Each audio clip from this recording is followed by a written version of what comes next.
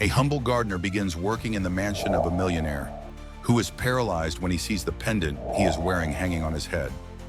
It is identical to that of his missing son. But in trying to discover the truth, both unearth dark secrets that will change their lives forever. What connection exists between them?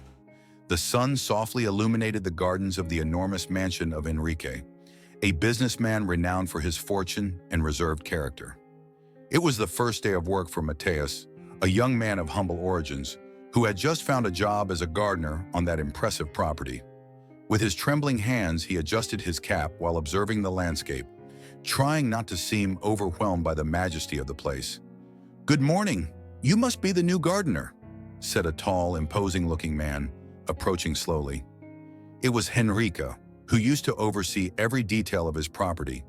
Mateus, surprised by the owner's direct attention, responded with a quick nod. "Yes, sir, I am Mateus. It is an honor to work here," he said in a modest voice. Henrique glanced at him quickly, and something immediately caught his attention: a small pendant hanging from the young man's neck. His eyes narrowed and a chill ran through his body. That pendant was identical to the one his son had worn the day he disappeared, years ago. For a moment, Henrique was paralyzed, immersed in a whirlwind of memories and emotions. "Where did you get that pendant?" she asked, trying to hide the urgency in her voice. Mateus, taken aback by the question, instinctively touched the pendant. "This one? I've always had it. I don't know exactly where it comes from. My foster mother told me I was wearing it when they found me," he explained a little nervously. Henrique nodded slowly, hiding the trembling in his hands. "It's, interesting. Well, I hope you feel comfortable working here," he said, walking away with a thoughtful expression. Although he tried to regain his composure, his mind was flooded with questions. Could it be possible? Was that young man his lost son? For his part, Mateus couldn't help but feel a strange uneasiness. The intensity with which Henrique had looked at his pendant aroused doubts he had never considered before. As he worked, his mind traveled to blurry fragments of his childhood, but he always ended up facing the same void. He knew nothing about his true origins. As evening fell, while he was gathering his tools, Mateus looked towards the mansion. From a second-floor window, Enrique watched him silently, with a mixture of hope and fear. For both of them, that first day of work had not been as they had imagined. There was something in the air, something that promised to unearth long-buried secrets. When the sun set behind the hills, Mateus returned home with tiredness reflected on his face, but with his mind full of disturbing thoughts. The humble little house where he lived with Dona Vera, his adoptive mother, awaited him with the warm light of a lamp lit in the small living room. "Son, you arrived just in time for dinner," Dona Vera said with a motherly smile as she served a bowl of steaming soup. Mateus sat at the table, but his gaze seemed lost. With a distracted gesture, he brought his hand to the pendant hanging from his neck, caressing it gently. That conversation with Henrique had left something inside him that he could not ignore. "Mother, may I ask you something about this pendant?" His tone was serious, almost solemn, which made Vera stop moving for a moment. She sat down in front of him, looking down at the pendant. "Of course, son. Why do you ask?" he replied, keeping his voice from shaking. Mateus sighed. "Mr. Henrique asked me about him. He said he looked familiar. It made me think of something I'd never questioned before. What do you know about this Pingente? Where does he really come from?" Vera clasped her hands together, taking a deep breath before answering. "Mateus, when I found you, you were just a baby, wrapped in an old blanket. This pendant was hanging around your neck. There was no note, nothing indicating who your parents were or where you came from. I tried to look for answers, but I never managed to find anything. Since then, this pendant has been the only thing connecting your past to the present."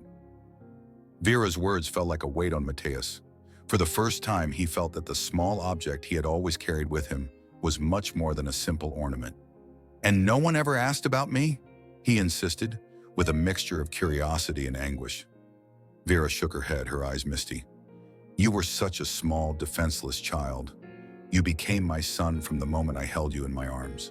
Meanwhile, miles away, Enrique stood in his studio, surrounded by photographs of his missing son. One of them showed the boy smiling with the same pendant around his neck. Enrique held the picture with shaking hands, reliving the pain of the past. He remembered the day his son had disappeared without a trace, an event that had fractured his life forever. Could it be him? He muttered to himself, feeling hope stirring in his chest again, though mixed with the fear of being wrong. He couldn't ignore the resemblance between Mateus and his son. He decided he needed answers, but he knew he couldn't rush them. That night, as Mateus tried to sleep, Vera's words echoed in his mind. For the first time, he began to wonder if he really knew his own story. At the same time, Enrique looked out at the horizon from his window, promising himself that he would do whatever it took to find out the truth. The next day dawned with a clear sky. Mateus arrived punctually at Enrique's mansion, determined to concentrate on his work and put aside the doubts that had assailed him the night before. However, he had barely begun to prune the bushes when an employee approached him with a message. "Mateus, Mr. Enrique wants you to join him for lunch at the main house. He says he wants to get to know you better," the man informed him in a professional tone. Mateus was stunned for a few seconds, feeling that such an invitation was not something common for someone in his position. Still, he accepted with a mixture of curiosity and apprehension. At noon, Mateus crossed the imposing main door of the mansion. He was led into a luxuriously decorated dining room, where Enrique was already waiting for him, seated at an elegantly laid table. "Please sit down," Enrique said with a smile that tried to be friendly, although his eyes betrayed intense curiosity.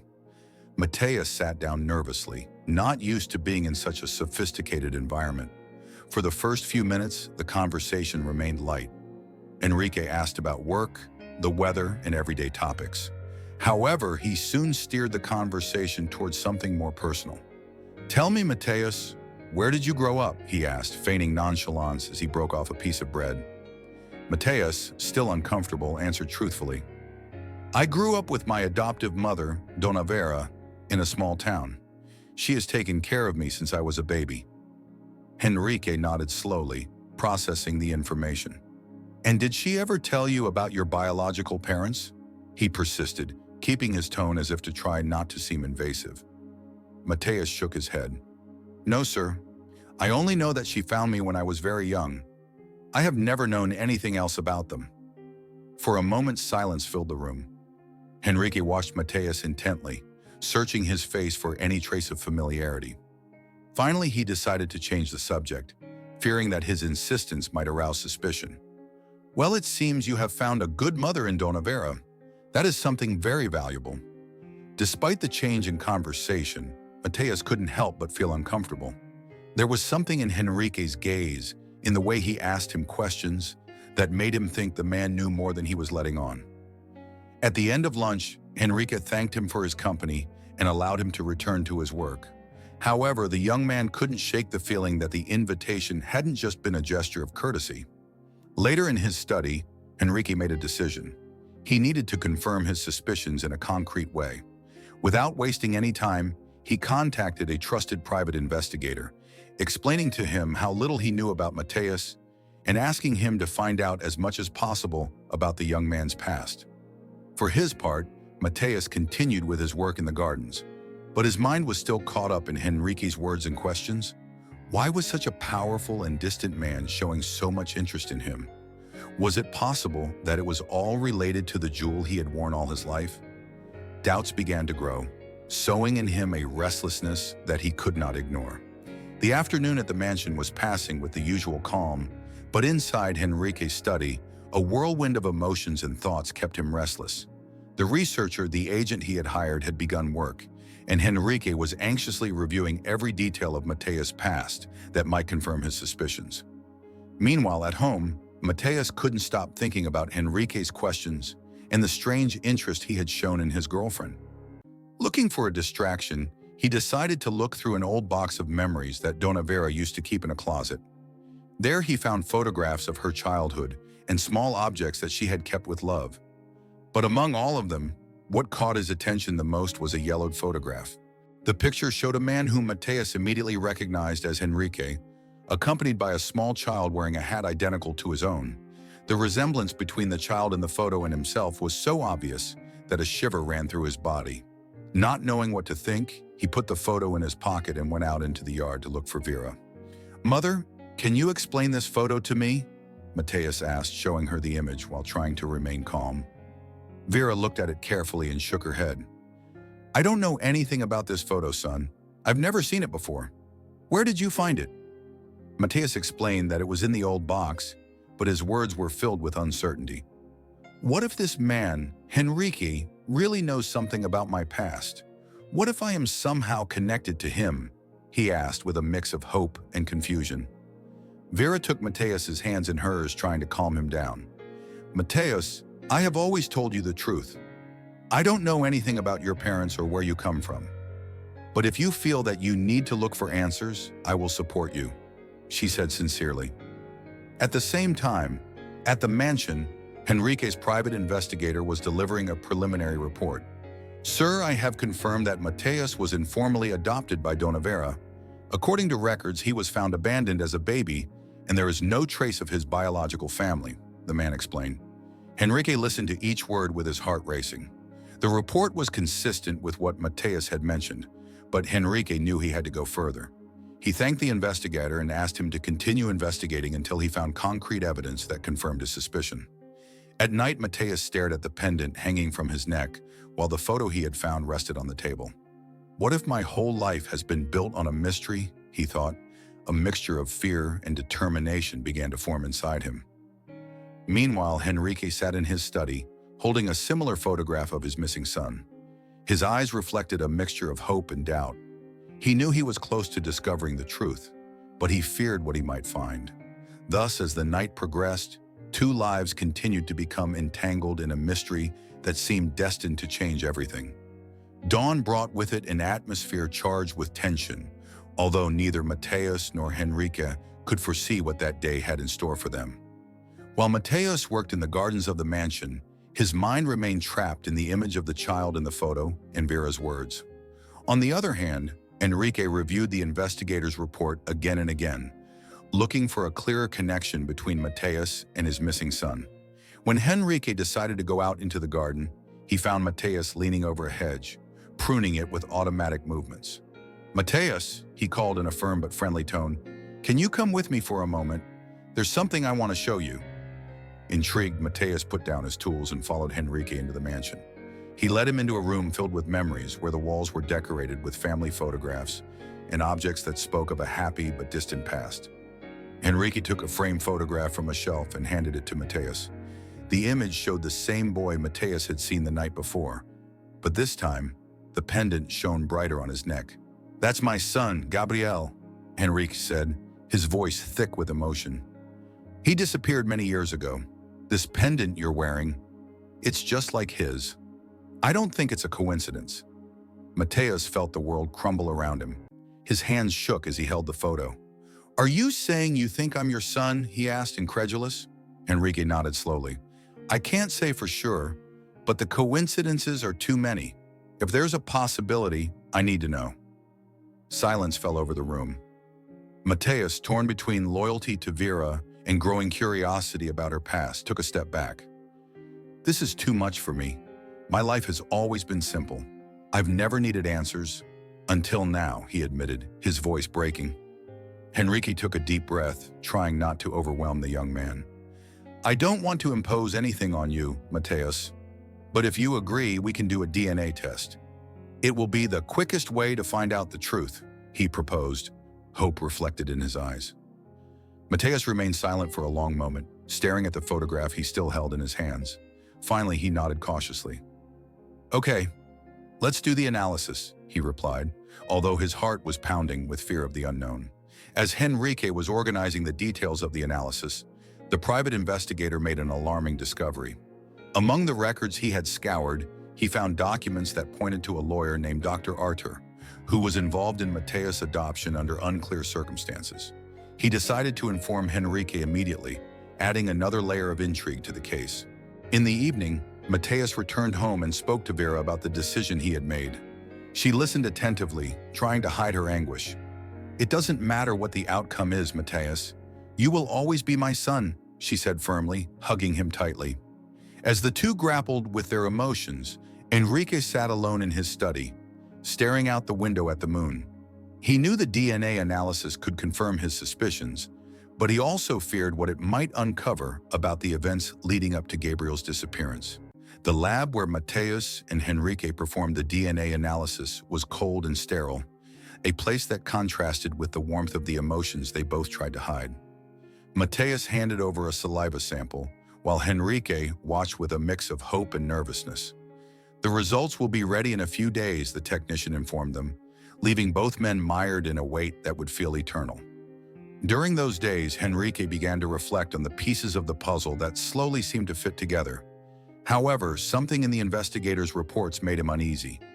The name of the lawyer, Dr. Artur, had appeared several times, and Henrique remembered that this man had handled all the legal matters related to Gabriel's disappearance. He was a man he once trusted completely, but now he was beginning to doubt. Meanwhile, Mateus was trying to deal with the emotional storm raging inside him. Although he deeply loved Dona Vera, he could not ignore the possibility that his life was built on secrets. One afternoon, while working in the gardens, he decided to search for answers on his own. He approached Henrique with a proposition. "If you really believe I am your son, maybe we can investigate together. There is something more to this, something that gives me the feeling that it is not just about me," he said seriously. Henrique, surprised but grateful for Mateus's initiative, immediately accepted. The two began to look through old documents in the mansion's library. In one of the drawers, they found a diary belonging to Gabriel's mother, who had passed away years before. Its pages were filled with happy memories, but also contained cryptic mentions about her concern for the people around the family. "Dr. Artur has always been loyal, but sometimes I feel like there is something he is not telling me," he had written. These words made Henrique and Mateus look at each other with concern. What role had this man really played in the events that led to Gabriel's disappearance? On the other hand, the investigator continued to investigate and discovered that Dr. Artur had been involved in several irregular adoptions during the time. These revelations added another layer of suspicion and motivated Henrique to confront him directly. As night fell, Mateus sat on his bed, holding the pendant he had worn all his life. He thought about how that small object had become the center of a mystery far greater than he could have imagined. "Do I really belong to this family?" he asked himself silently. For his part, Henrique couldn't help but feel torn. He desperately wanted Mateus to be his son, but he was also afraid of facing the truth of what really happened the day Gabriel disappeared. The wait for the DNA results seemed endless, but they both knew that what was at stake was not just a biological link, but a web of secrets that began to unravel with each step they took together. The day had arrived. Mateus and Henrique met in the laboratory to receive the results of the DNA analysis. The tension was palpable, and both men tried to hide their nervousness. Henrique held a cup of coffee that he had not touched, while Mateus fiddled with the pendant that hung from his neck, seeking comfort in that small object that now symbolized so many unanswered questions. The lab technician appeared with a sealed envelope, and the sound of his footsteps echoed through the room, breaking the awkward silence. "Here are the results," he said, handing the envelope to Henrique. Henrique took it with shaking hands but paused before opening it. He looked at Mateus and said, "It doesn't matter what this paper says. I want you to know that you will always have a place here." Mateus nodded, but his eyes were fixed on the envelope.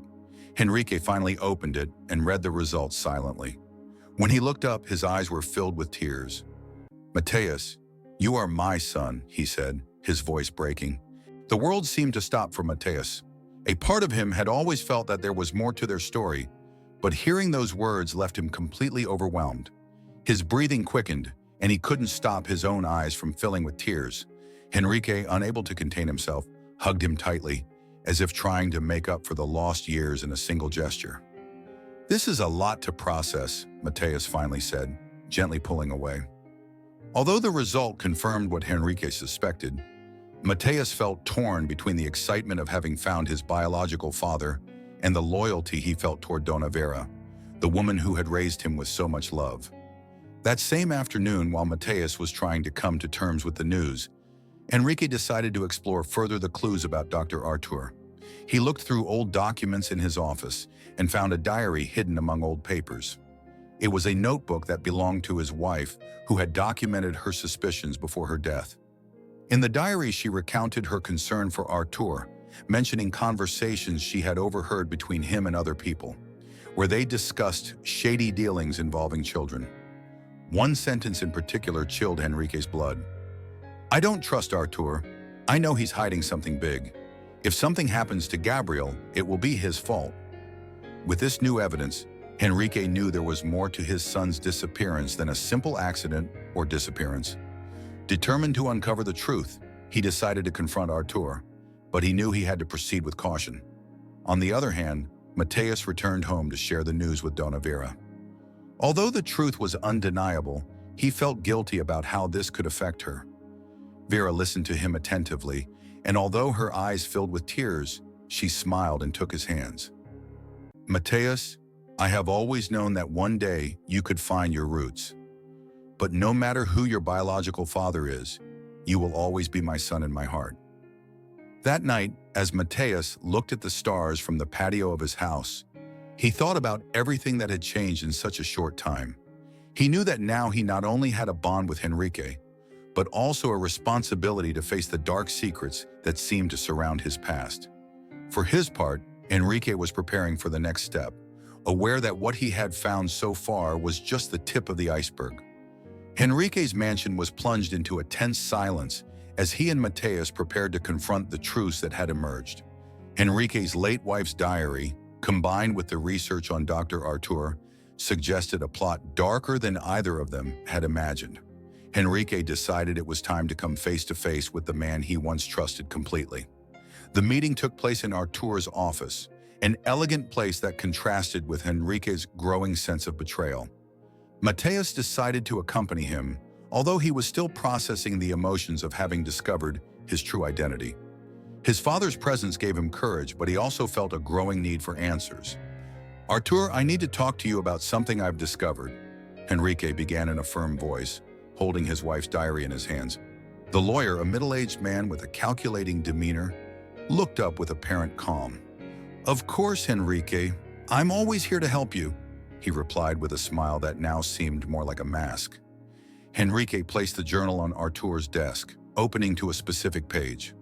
"My wife had doubts about you. These notes suggest that you knew more than you were letting on about Gabriel's disappearance," he said, his voice shaking slightly from suppressed emotion. Artur looked at the newspaper with a mixture of surprise and nervousness, but tried to maintain his composure. "Henrique, you know that I have always been on your side. These accusations are baseless," he replied, although his hands began to drum on the table. That's when Mateus intervened, pulling the pendant out from under his shirt. "This is the pendant I was wearing the day I was found." "What do you know about this, Artur? Why does Henrique think this is connected to you?" he asked determinedly. Artur seemed to freeze for a moment, as if calculating his next steps. Finally, he leaned forward and spoke in a lower tone. "Okay, there are things I haven't said, but not because I wanted to hurt you, Henrique. It was for your protection," he confessed. The room was filled with a heavy silence. Artur continued, this time in a voice filled with cynicism. "Years ago, when Gabriel disappeared, I was contacted by people who wanted more than just money. They pressured me, threatened me. If I didn't cooperate, they assured me that your life and that of your family would be in danger." Henrique stood up abruptly, his fury evident. "And you decided to stay silent while my son disappeared? Was that to protect us?" he exclaimed, slamming the table. Artur tried to justify himself. "I didn't know what was going to happen. I thought I could control it, but things got out of hand. Later, when I heard that a child had been found with a similar earache, I understood that it was probably Gabriel. But by then, I was afraid of what would happen if I spoke." Mateus listened to everything in disbelief. "Did you know where I was all this time? Did you know who left me there?" he asked, feeling the anger and sadness building up inside him. Artur did not respond immediately, but his silence was the confirmation that Mateus and Henrique needed. Henrique looked at him with a mixture of contempt and pain. "This does not end here. The people who threatened my family and those who participated in this crime will pay for what they did," he declared before leaving the office with Mateus. That night, back at the mansion, father and son began to devise a plan. Henrique was determined to use every legal tool and contact he had to expose Artur and dismantle the network that had caused so much suffering. Mateus, for his part, felt that his mission was not only to seek justice, but also to reconcile the pieces of his identity and uncover the full truth. As they looked through the journal and other documents, they felt closer than ever to fully unraveling the mystery, but they also knew that what was coming could be more dangerous than they imagined. The next morning dawned dark, with the sky covered in clouds that foretold a storm. At the mansion, Enrique and Mateus prepared for what would be the most important confrontation of their lives.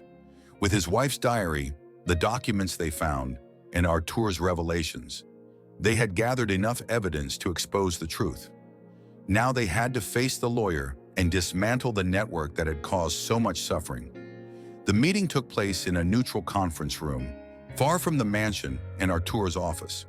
Enrique had called together a small group of trusted people, including the private investigator and a lawyer who now represented his interests. Artur arrived accompanied by his own legal counsel, but his face betrayed a mixture of arrogance and nervousness. "I hope this isn't a desperate attempt to tarnish my reputation, Enrique," Artur said as he entered, forcing a smile as he sat down across from them. Enrique stared at him, his calm belying the storm brewing within. I'm here to accuse you without proof, Artur. I'm here to show you what we've discovered," he replied, placing the journal and other documents on the table. Mateus, sitting next to his father, spoke up. "This pendant is the key to everything. It was the only thing that connected me to my past, and now we know that you used it as part of an illegal adoption ring. You can't keep denying it," he said firmly, holding the pendant between his fingers. Artur tried to laugh, but the sound came out forced. "You don't have enough evidence to implicate me in anything illegal. This is all assumptions," he argued, though his voice lacked the confidence it usually had. That's when the investigator stepped in. "Actually, we do. There are records here of the adoptions you facilitated, including fake names and irregular payments that went through your account," he said, placing several documents on the table. Artur took the papers, and upon reading them, his face turned pale. Enrique stood up from his seat and walked slowly towards Artur. "How could you do this? My family trusted you. My wife suspected. But she never imagined you would go this far," he said, his voice filled with pain and suppressed fury. Artur, feeling cornered, tried to justify himself once again. "I had no choice, Enrique. I was threatened. The people running this were dangerous. I was just a middleman," he confessed, but his excuse only infuriated Enrique. "Middleman? You stole my son and destroyed my family," Enrique exclaimed, pounding the table with his clenched fist. The standoff continued until Artur, cornered and with no way out, made a devastating confession. He revealed the names of the people behind the illegal adoption ring, confirming that Gabriel's kidnapping had been premeditated. These revelations implicated not only him, but also powerful figures who had operated in the shadows for years. With this information in the hands of Enrique and his team, the case took a decisive turn. They decided to hand over all the evidence to the authorities, ensuring that Artur and the others responsible would face the consequences of their actions. That night, as the storm battered the windows of the mansion, Mateus and Enrique sat in the study, exhausted but relieved. "I can't believe everything we've discovered," Mateus said, looking at the pendant that now had a completely different meaning. Enrique stood up abruptly, his fury evident. "And you decided to stay silent while my son disappeared? Was that to protect us?" he exclaimed, slamming the table. Artur tried to justify himself. "I didn't know what was going to happen. I thought I could control it, but things got out of hand. Later, when I heard that a child had been found with a similar earache, I understood that it was probably Gabriel. But by then, I was afraid of what would happen if I spoke." Mateus listened to everything in disbelief. "Did you know where I was all this time? Did you know who left me there?" he asked, feeling the anger and sadness building up inside him. Artur did not respond immediately, but his silence was the confirmation that Mateus and Enrique needed. Enrique looked at him with a mixture of contempt and pain. "This does not end here. The people who threatened my family and those who participated in this crime will pay for what they did," he declared before leaving the office with Mateus. That night, back at the mansion, father and son began to devise a plan. Henrique was determined to use every legal tool and contact he had to expose Artur and dismantle the network that had caused so much suffering. Mateus, for his part, felt that his mission was not only to seek justice, but also to reconcile the pieces of his identity and uncover the full truth. As they looked through the journal and other documents, they felt closer than ever to fully unraveling the mystery, but they also knew that what was coming could be more dangerous than they imagined. The next morning dawned dark, with the sky covered in clouds that foretold a storm. At the mansion, Enrique and Mateus prepared for what would be the most important confrontation of their lives. With his wife's diary, the documents they found, and Artur's revelations, they had gathered enough evidence to expose the truth. Now they had to face the lawyer and dismantle the network that had caused so much suffering.